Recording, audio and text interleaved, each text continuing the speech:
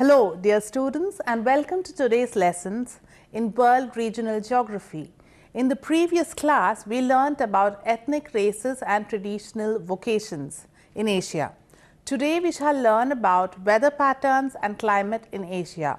We will thus touch upon zones and latitudes bearing significance for weather in Asia, how terrain influences weather in various parts of Asia, the phenomenon of monsoons around the Indian Ocean, the challenge to climate in Asia, we talk about climate change and Asia, and repercussions of El Nino and La Nina in Asia.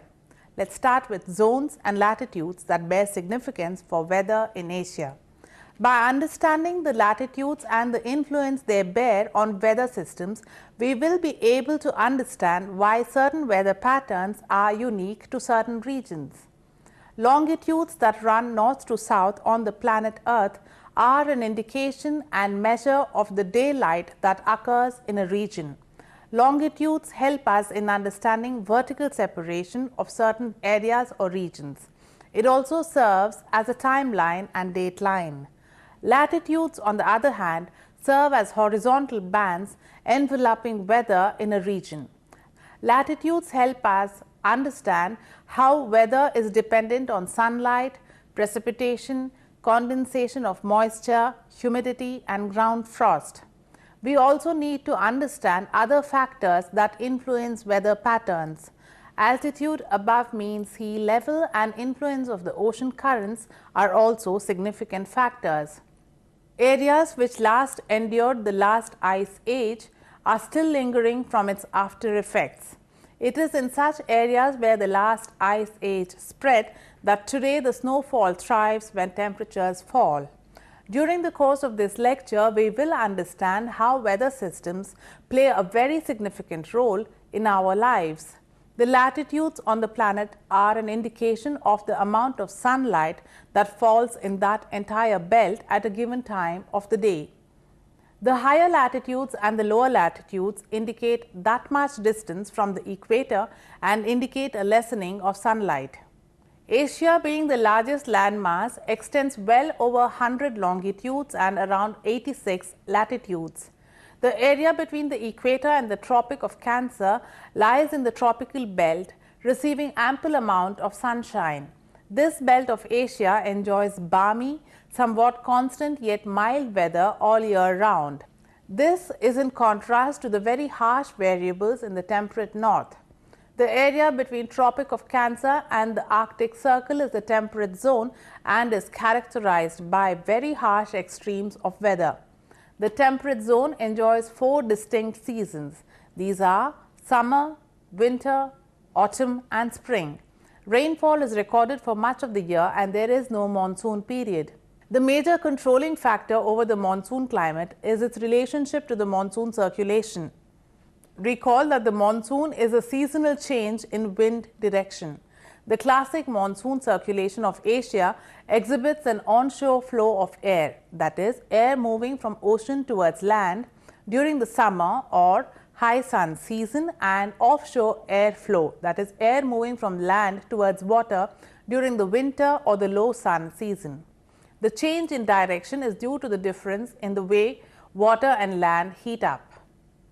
Tropical Asia includes the southern landmass of the Indian subcontinent, the tectonic plates of Indochina and the Sunda plate, the equatorial archipelagos including Indonesia, Papua New Guinea, Taiwan, Spratly Islands, Philippines and Borneo, the land west of the river Indus and the Hindu Kush mountains, geologically speaking, belongs to the Eurasian plate.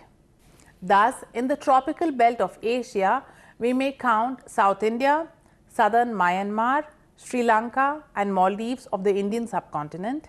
Additionally, Thailand, Malaysia, Singapore, Cambodia, Vietnam, Indonesia, Borneo, Philippines and southern Taiwan belong to the tropical belt. North India, Pakistan, Nepal, Bhutan, Bangladesh, northern and interior Myanmar belong to the temperate zone.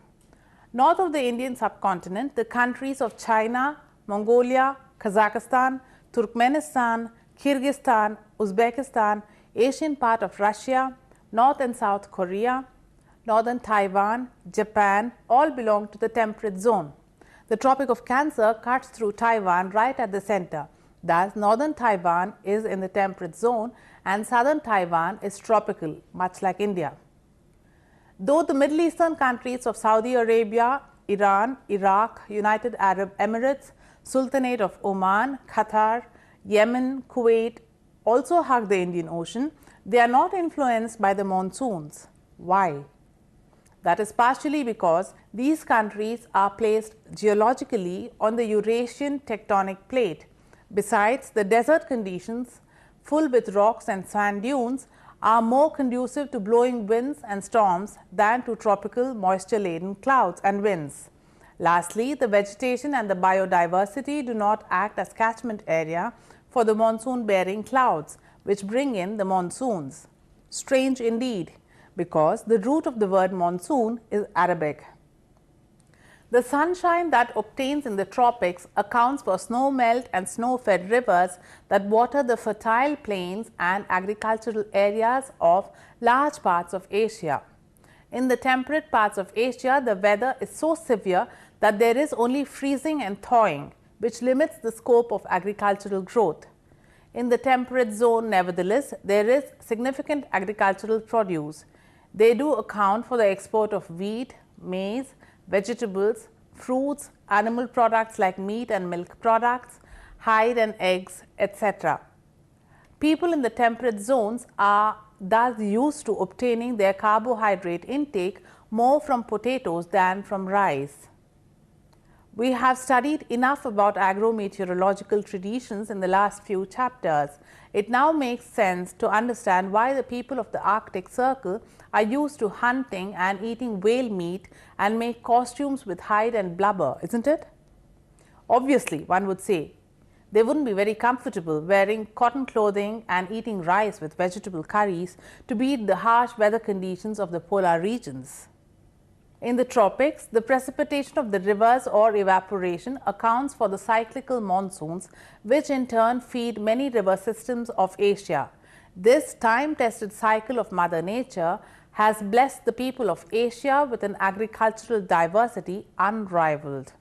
Tropical Asia enjoys balmy weather ideally suited for production of the agricultural diversity that man is blessed with.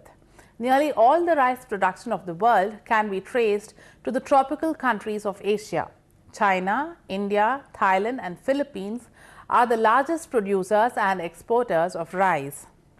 Besides rice, Asia offers bountiful harvests of wheat, maize, corn, barley, lentils and pulses, millets, spices, fruits and vegetables, flowers, orchids, nuts and berries, coffee and tea, sugarcane, cotton, jute, hemp, silk, rubber, freshwater and marine fisheries, milk and milk products, timber logging, among others.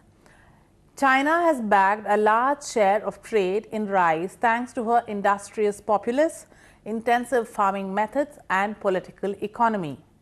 In fact, China has become the world's biggest exporter of rice in the last decade, overtaking the rice export leadership from Thailand and Philippines.